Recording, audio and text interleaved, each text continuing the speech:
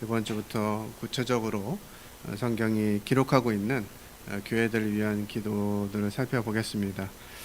첫 번째 시간으로 믿음, 사랑, 소망의 성숙이라고 하는 기도의 제목들을 좀 살펴보고자 합니다.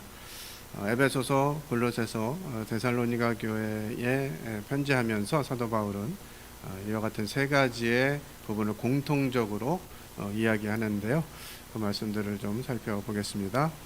에베소서 1장 15절로부터 18절에 있는 말씀 같이 읽겠습니다. 시작. 이로 말미암아 주 예수 안에서 너희 믿음과 모든 성도를 향한 사랑을 나도 듣고 내가 기도할 때 기억하며 너희로 말미암아 감사하기를 그치지 아니하고 오직 우리 주 예수 그리스도의 하나님 영광의 아버지께서 지혜와 계시의 영을 너에게 주사 하나님을 알게 하시고 너희 마음의 눈을 밝히사 그의 부르심의 소망이 무엇이며 성도 안에서 그 기업의 영광의 풍성함이 무엇이며. 에베소서에 기록되어져 있는 사도 바울의 교회를 생각하면서 드린 기도의 내용이고요. 골로새서 1장 3절로 5절에 있는 말씀도 읽겠습니다. 시작. 우리가 너희를 위하여 기도할 때마다 하나님 곧 우리 주 예수 그리스도의 아버지께 감사하노라. 이는 그리스도 예수 안에 너희의 믿음과 모든 성도에 대한 사랑을 들었으며 너희를 위하여 하늘에 쌓아둔 소망으로 말미암음이니 곧 너희가 전에 복음 진리의 말씀을 들은 것이라. 마지막으로 데살로니가 교회에게 쓴 편지 중에서 내용도 함께 살펴보겠습니다. 데살로니가서 1장 3절입니다. 다시 읽겠습니다. 시작. 너희의 믿음의 역사와 사랑의 수고와 우리 주 예수 그리스도에 대한 소망의 인내를 우리 하나님 아버지 앞에서 끊임없이 기억함이니. 이렇게 에베소서, 골로새서, 또 데살로니가 전서에 동일하게 믿음과 사랑과 소망에 대한 내용을 기록하고 있습니다. 사도 바울은 이제 이 세 가지를 이야기하면서 자라가기를 바라는 그런 기도를 드렸어요. 이 시기에 있는 교회들은 왜 이렇게 믿음과 사랑과 소망에 대해서 강조되어지는 중에도 대부분 교회들이 이와 같은 부분들이 잘 되어져 있음을 기록합니다.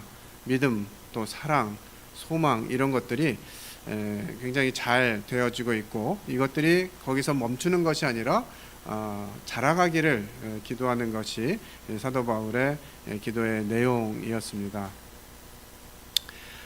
에베소 교회는 믿음과 사랑을 칭찬했고요. 소망을 깨닫게 해달라고 기도했습니다.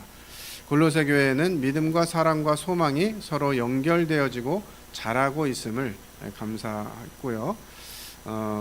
바울은 이런 교회를 위해서 건물이나 조직이 아니라 바로 이와 같은 영적인 성숙을 위해서 기도했던 것을 보게 됩니다. 하나님께서 원하시는 교회는 믿음이 굳건하고 사랑이 풍성하며 소망이 흔들리지 않는 교회임을 이 말씀들을 통해서 살펴보게 됩니다. 주님이 승천하시고 얼마 지나지 않아 오순절이 되고 그 이후에 이렇게 여러 복음 전도를 통해서 세워진 하나님의 교회들은 다 같이 믿음과 사랑과 소망이라고 하는 이 세 부분을 강조했던 것들을 보게 됩니다. 오늘을 살고 있는 우리들이 섬기고 있는 교회는 무엇을 위해서 기도합니까? 우리 교회가 어떻게 되기를 위해서 기도하시죠? 기도에 대한 내용을 이제 진행하게 될 것들을 계획하면서 우리들의 기도의 제목들이 많이 개인적이고 우리의 형편에 따른 기도 제목이 많았다라고 하는 것들을 성도님들도 느끼신 것 같아요. 지난주 이렇게 그룹 교제를 하면서 하는 내용들을 이렇게 좀 듣게 될 때 그런 부분들이 많았음을 보게 됩니다.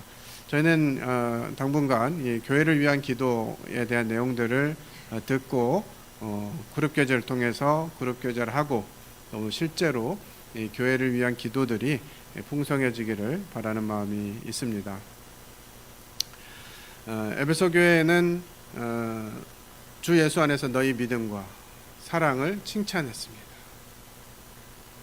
초대교회의 믿음은 말할 것 없이 참 위대했다라고 생각이 됩니다. 죽음을 앞두고 이 로마가 지배하는, 그래서 기독교인들을 미워하고 핍박하고 죽이는 이런 일들이 자행되던 시대였기 때문에 그 가운데서 믿음을 구사한다는 것, 이것이 참 어려웠겠다 생각이 들지만, 믿음의 역사들을 돌이켜 볼 때 고난이 있고 핍박이 있을 때 오히려 믿음을 구사하기가 좋았다라고 생각이 되어지고요. 역사를 볼 때도 그런 것 같습니다. 그래서 누군가는 현 세대에 믿음의 거장이 어디서 나올 것인가, 이렇게 이제 그런 질문을 하게 되면 핍박이 있거나 고난을 당하는 그런 지역보다는 저희처럼 자유함이 있는 곳에서 믿음의 거장이 나오기가 더 쉽다, 이렇게 이야기합니다. 왜냐하면 지금 시대가 믿음이 아니어도 어때요? 사는 게 괜찮으세요? 빡빡하세요? 믿음을 구사하기가 너무 어려운 시대에, 너무 어려운 세상에, 그런 나라에 우리가 살고 있나요? 여러분들 수요일날 이렇게 예배당에 오는데 예배당에 오는 것 때문에 핍박받으시는 분 계세요? 주일날 교회 가는 것 때문에 고통당하시고 뭐 연봉이 깎인다든가 뭐 이러시는 분 계십니까? 없잖아요. 우린 너무나 편하게 교회에 출석을 하고 있고 하나님을 믿는 일에 나아오고 있습니다. 그래서 특별히 노력하지 않아도 그냥 되어지는 영역들이라고 생각이 돼요. 특히 우리 교사들이 지금 몇 분 앉아 계신데, 우리 교회학교 교사들은 신방을 합니까, 안 합니까? 모임의 교사들의 특징 중 하나, 신방을 되게 안 해요. 자기 학생들이 있는데도 그 학생들을 개별적으로 찾질 않습니다. 왜 안 찾을까요? 왜 신방 안 할 것 같아요? 주일학교 아이들, 학생부 아이들, 청년들 왜 신방 안 해요? 신방 안 해도 잘 나오거든요.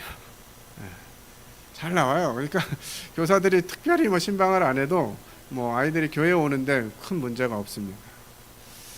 이럴 때 믿음을 구사하는 거 상당히 어려운 일이거든요. 그런데 저희는 최근에 예배당 리모델링을 하고 또 연합을 하고 하면서 믿음을 많이 구사했습니다. 믿음을 꽤 많이 구사했어요.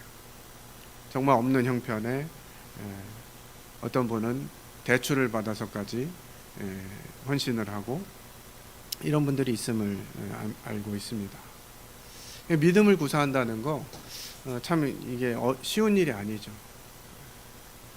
기본적으로 우리가 살아가야 되는데 살아가는 부분에 필요한 재정과 물질들이 적지 않게 들지만 다 공급이 되어지고 있어요. 물론 이제 어려운 분들도 계십니다만, 그래서 우리가 특별히 먹고 사는 일 때문에 기도하지 않습니다. 저희가 연합하고 이제 3년 차를 맞이하고 있는데 어떤 것 같으세요? 저희는 성장하고 있나요? 우리 성도님들의 믿음이 성장했나요? 사랑이 커가고 있습니까? 소망이 더 커지고 있으신가요?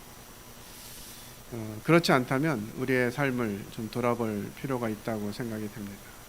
사도 바울도 에베소 교회를 향해서는 믿음과 사랑에 대해서 칭찬을 하는데 소망이 좀 부족했던 것 같습니다.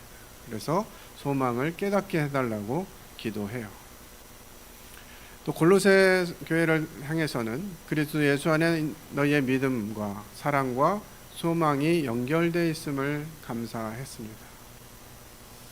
우리들의 삶, 그 가운데 이 믿음, 또 사랑, 소망은 연결되어 있어야죠. 어디에요? 하나님 나라에 연결되어 있어야 돼요. 그래야 이것이 목표를 가지고 방향을 가지고 나아갈 수가 있습니다. 다음 주일 오후에 장로 워크숍이 있고요. 그 다음 주에 기관장 워크숍을 가질 계획 가운데 있습니다. 그 워크숍을 갖는 목적 중에 하나는 우리가 나아갈 방향이 어디인가라고 하는 부분들을 정하는 것이에요. 이를 위해서 기도해 주시기 바랍니다. 군포 중부교회는 무엇에 지향점을 둘 것인가, 그리고 그 지향점을 향해서 나아가기 위해서 어떤 부분들을 준비해 갈 것인가 하는 부분들을 기도하고 정하려고 합니다. 이게 없으니까 매년 저희들이 반복적으로 올해는 뭘 하고 교회가 지나가야 되지라고 하는 걸 고민하게 됩니다.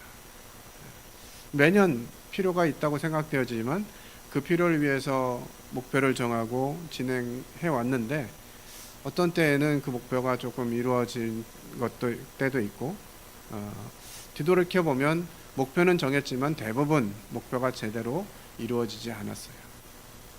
안타까움이죠.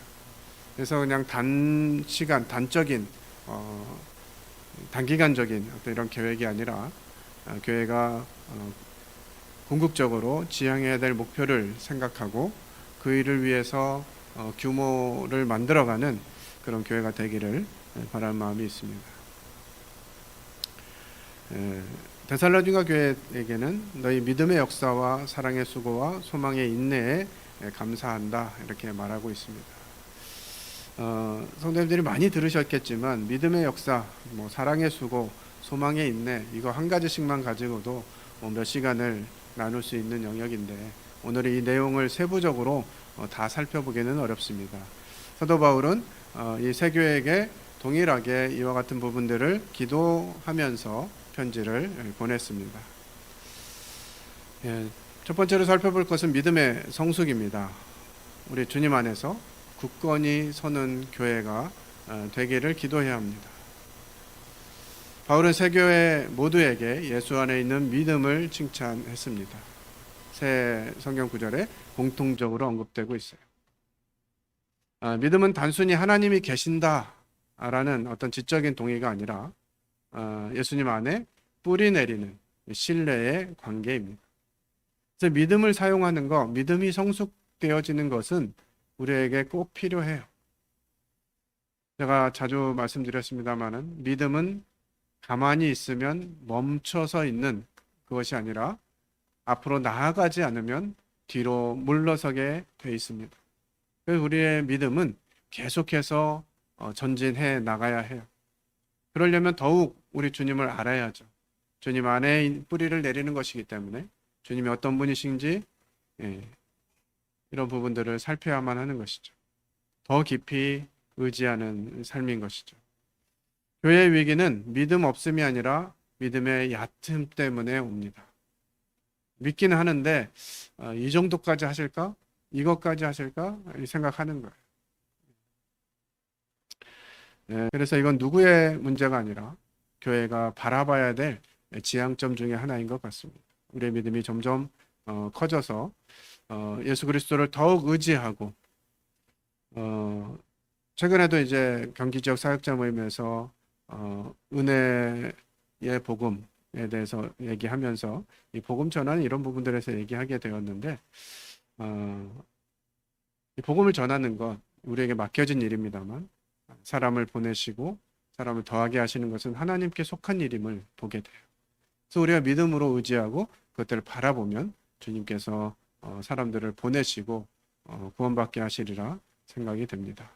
저희가 준비되어 있지 않으면 주님 바라보고 주님 의지하고 준비되어 있지 않으면 하기가 어려운 거죠. 말씀드렸던 것처럼 교회들이 위기를 겪을 때는 믿음이 없음이 아니에요. 다 믿음이 있습니다. 믿음이 있는데 교회가 어렵게 돼요. 그 믿음이 얕기 때문에 주님을 의지하지 못하고 작은 흔들림에도 반응하게 되는 거죠. 감정에 의존하거나 그럴 때 이제 시험이 오면 쉽게 흔들리는 거죠. 교회가 성장하는 일은 참 오랜 시간을 통해서 걸리게 되는데 교회가 어렵게 되고 나눠지는 것은 정말 순식간인 것 같습니다. 그래서 우리가 하나님을 바라는 이 믿음을 계속해서 성숙해 나가야 된다 하는 부분들을 교훈으로 받게 돼요. 그래서 히브리서 12장 2절에는 믿음의 주요 온전케 하시는 예수를 바라보자 라고 우리에게 교훈해주고 있습니다. 우리 주님을 바라보는 삶이죠. 어떤 프로그램보다는 말씀에 뿌리를 내리고 예배와 기도로 주님을 의지하는 이와 같은 믿음의 성숙이 우리 가운데 이루어져야 합니다. 두 번째로 사랑의 성숙입니다. 모든 성도를 향한 사랑의 수고에 대해서 칭찬을 합니다. 최근에 이렇게 장례식이 자주 있고 또 뭐 결혼식 지인들 이렇게 있다 보니까 야, 이거 성도 수 70명 정도밖에 안 되는데 이거 한 달에 3번씩 막 이렇게 장례식을 가고 이런다 그러면 우리 교회가 200명, 300명이 되면 어떤 상황이 생길까 생각이 드는 거예요. 200명, 300명 되면 매주 뭔가 경조사가 있을 것 같아요. 그게 또 하나의 큰 사역이 되지 않을까 하는 생각이 듭니다. 그러면 어떻게 감당할 거냐 하는 거죠. 더 많은 사람들, 더 약한 사람들, 더 어려운 사람들이 교회에 많아지면 어떻게 감당하겠어요? 사랑이 성숙되지 않으면, 사랑의 수고가 커지지 않으면 감당하기 어려운 거죠. 우리 성도님들의 사랑을 나누는 것, 또 사랑으로 섬기는 것, 이런 부분들에 참 감사를 드립니다. 이와 같은 부분들 또한 그냥 머무는 것이 아니라 계속해서 성숙해 나가야 하고 더 커져야 된다라고 하는 부분들을 생각하게 돼요. 에베소서에서도 골로새서에서도 데살로니가 전서에서도 이 성도의 사랑에 대한 부분들을 언급합니다. 참 너무나 귀한 것이고 세상을 살면서 이런 관계들을 맞이할 수 있을까 하는 생각이 들어요. 그냥 성도이기 때문에, 형제이고 자매이기 때문에. 최근에 이제 뭐 저희 지성 형제나 유민 형제 군대 간다고 성도들이 또 여러 가지 방법으로 또 이 일로 부르고 또 용돈도 주시고 이렇게 해서 군대 가기 전에 아주 풍요롭게 보내고 있는 것 같아요. 이게 사랑이죠. 안심이고 어떻게 보면 남의 집 아들 군대 가는 건데 성도들이 내 아이처럼 생각하고 함께 격려해 주시고 위로해 주시고 하는 사랑들을 받으면서 감동이 되는 것 같습니다. 그래서 군대 가서도 성도들이 나를 위해서 기도하고 있구나, 성도들이 나를 사랑으로 기억하고 있구나, 이런 부분들 느껴질 때마다 감동이 될 것입니다. 이 사랑은 계속해서 더 강조하고 더 실행되어지고, 그래서 우리가 서로 사랑하면 세상이 우리가 하나님의 자녀인 줄 알 것이라고 얘기했어요. 사람들이 들어와서 뭐 여러 가지 예배 형식이 어떤가, 또 여기 뭐 프로그램 구성이 어떤가, 이런 거 이제 볼 수 있겠습니다만, 여기 있는 사람들은 도대체 뭔데 저렇게 서로 좋아하고 사랑하고 아껴주고 이렇게 하지? 라고 하는 것들을 볼 때 우리가 하나님의 자녀인 줄 안다는 거예요. 요한일서에서 그렇게 가르쳐주고 있죠. 우리가 서로 사랑하면. 그래서 전도의 가장 좋은 방안, 이거는 어떤 프로그램이 아니라 성도 간에 서로 사랑하는 것이다 하는 부분들을 기억하게 됩니다. 우리 성도님들이 지금도 풍성하게 사랑을 나누고 계시지만 더 풍성해져서 누가 들어오더라도 우리의 사랑에 녹아날 수 있는 그런 사랑의 깊이와 크기가 되기를 바라는 마음이 있습니다. 세 번째로 소망의 성숙입니다. 하늘의 소망을 바라보는 공동체죠. 이 소망은 사람들에게 힘을 줍니다. 그래서 사도 바울은 이 교회들이 하늘의 소망을 바라보는 공동체가 되기를 원했어요. 그때 당시에는 실제적으로 고난이 있고 힘든 삶을 살아야 했기 때문에 주님의 오심을 더 많이 간절히 바라보았던 것 같습니다. 그래서 청년들이 별로 안 좋아하는 바울의 멘트들 중에 한 가지가 있죠. 그죠? 어떤 말씀 별로 아멘이 안 되는 말씀 있죠, 청년들은. 결혼 안 한 청년들은. 사도 바울이 뭐라 그랬어요? 결혼하는 것도 좋지만 안 하는 것도 잘하는 거다. 이러면서 주님 곧 오시는데 결혼하면 배우자를 만족시키기 위해서 살지만 결혼 안 하면 하나님을 기쁘시기 위해서 산다. 이러면서 결혼 안 했으면 그냥 나처럼 혼자 있어라. 이런 권면을 하세요.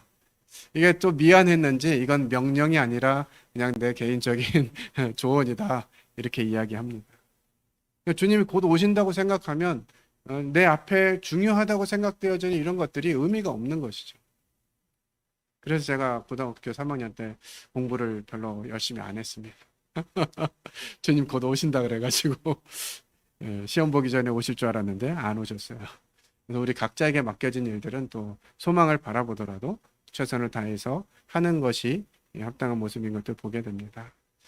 우리가 가진 소망은 무엇이냐? 눈에 보이는 것이 아니죠. 그리고 우리가 기대했던 것보다 훨씬 더 큰 보상이 있을 거예요. 그래서 많은 사람들이 내가 왜 그렇게 살았을까라고 후회하게 될 것이라고 성경 우리에게 가르쳐 주고 있어요.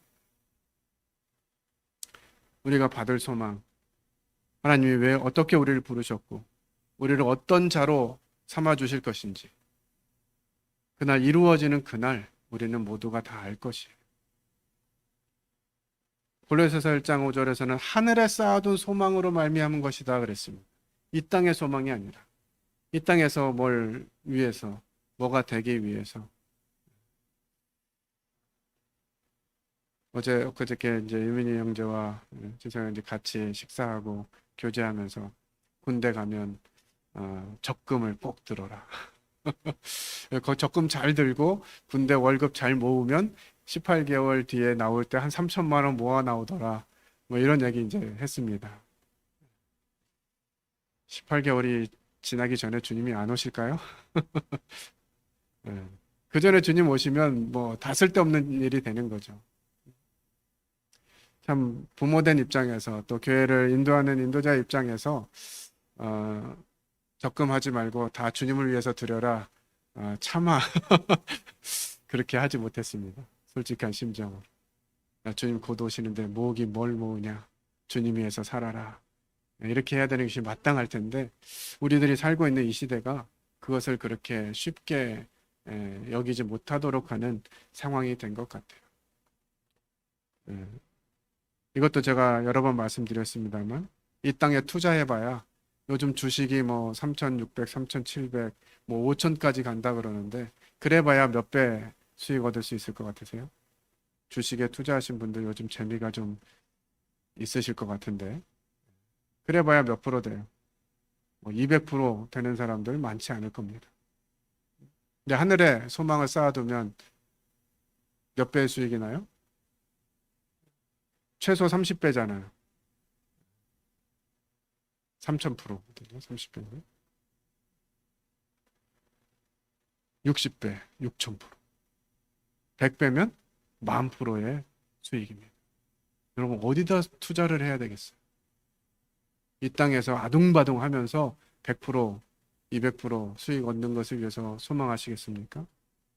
아니면 10,000%의 보증이잖아요. 보증. 그것도. 주식은 보증이 없죠. 올라갈 때 팔아야 내 돈 되는데 오를 거라고 생각하고 안 팔고 기다리다가 빠지면 도로 묵 되잖아요. 도로 묵. 그래서 지혜롭게 우리가 할 필요는 있습니다만 거기에 마음이 빼앗겨서 그게 소망이 돼서는 곤란하다고 하는 거죠. 소망이 흔들리면 믿음도 사랑도 약해집니다. 그래서 우리는 소망을 바라보고 소망을 자주 이야기해야 될 필요가 있는 것 같아요.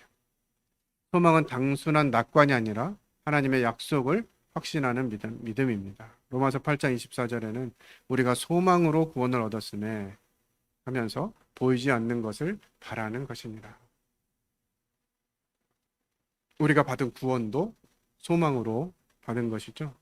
이미 약속하신 말씀을 기대하고 그 말씀이 이루어질 것들을 확신하면서 믿음으로 내 것으로 가졌을 때 내 것이 되는 것이죠. 이 소망은 굉장히 중요한 것입니다.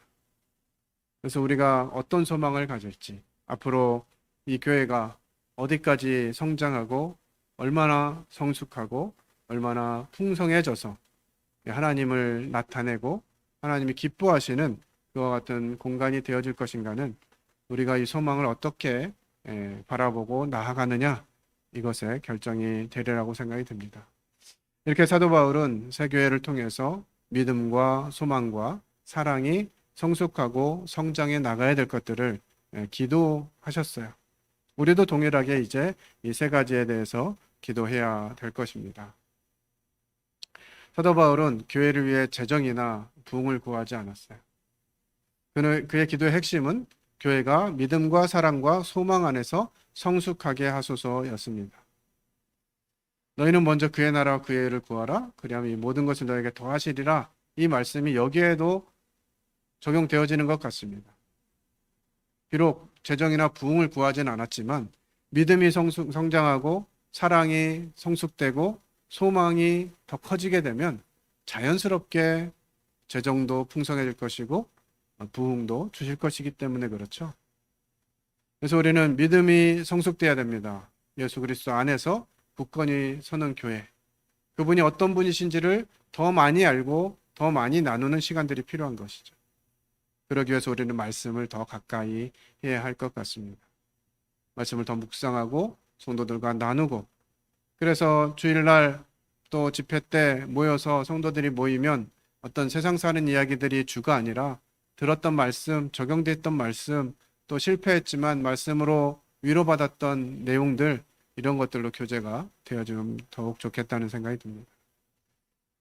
사랑이 성숙해야 되죠. 모든 성도를 향한 사랑의 수고가 필요합니다. 사랑은 헌신을 전제로 해요. 우리가 어떻게 얼마나 헌신하느냐에 따라서 사랑도 커지게 될 것이고요.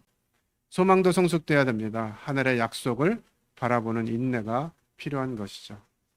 오늘 우리도 바울의 기도를 함께 드려야 합니다. 주님, 우리 교회가 믿음으로 굳건히 서게 하시고 사랑으로 하나 되게 하시며 하늘의 소망으로 흔들리지 않게 하소서라고 하는 이와 같은 제목의 기도가 저희들 매일의 삶 속에서 또 교회에 모일 때 또 금요일날 기도하는 시간에 공동적으로 드려지는 기도가 되기를 바랍니다. 주님 감사합니다. 저희들에게 믿음이라고 하는 귀한 은혜를 허락하셔서 예수 그리스도를 알고 믿게 하시며 주로 고백하고 한 지역교회 지체로 저희들 불러주시는 감사를 드립니다. 또 이런 지체들 서로 사랑케 하시고 또 영혼들을 사랑하게 하셔서 하나님의 마음을 전하는 귀한 은혜를 주신 것도 감사합니다. 저희들의 소망은 이 땅에서 그쳐지는 것이 아니라 영원한 하나님 나라에 더 우리를 더 좋은 것들로 채워주시기도 약속하신 하나님의 말씀을 소망으로 바라봅니다.